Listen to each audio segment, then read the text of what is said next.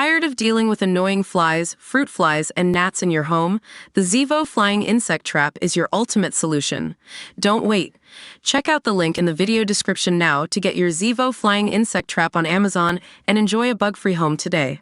Jodie Marsh has broken her silence after Katie Price offered to collaborate with her on an OnlyFans photo shoot.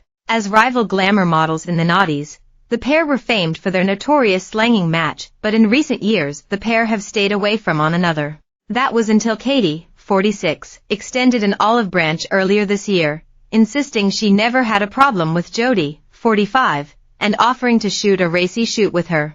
Since their Page 3 heyday, the models have followed very different paths, with Katie staying in the public eye owing to a string of scandals, while Jodie retreated from the limelight in order to open her animal sanctuary, Fripp's Farm. And speaking to Mail Online from her sanctuary, Jodie revealed she's decided to leave the past in the past, as when told about Katie's offer, she simply mused, "That's very sweet." Pressed on whether she'd take Katie up on the offer, Jodie laughed, "I'll bear it in mind." Jodie and Katie's feud was tabloid fodder for decades, and to this day Jodie insists she was in the right, declaring, "Katie started it.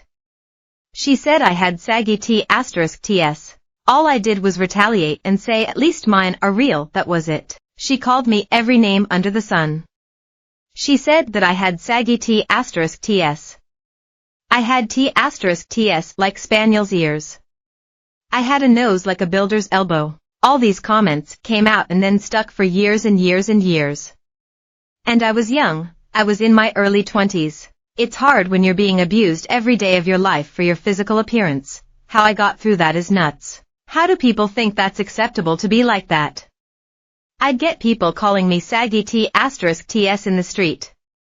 They'd read it in the paper and think it was okay to say it to my face." Despite this, Katie appeared ready to move on during an episode of her podcast in February, when the mother of 5 asked her fellow model to team up for an OnlyFans shoot together. She admitted, "I've never had a problem with her, Jodie, and I always say to people, we'd probably get on because we both love animals, horses. We've both been through the mill.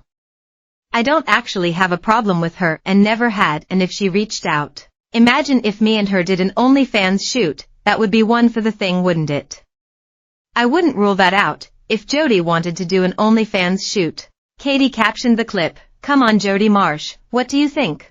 Now, however, Jodie has had a complete mindset and career overhaul, turning her back on fame to run an animal sanctuary in Great Dunmow, Essex, and opening Fripp's Farm in 2020. However, Jodie is under pressure with the staggering costs of running Fripp's, and turned to OnlyFans to help pay the bills. She estimates it costs roughly £24,000 a month to keep the sanctuary open, taking into account vet bills, food, and daily costs. "There's costs for little things people don't even think about it," Jodie mused.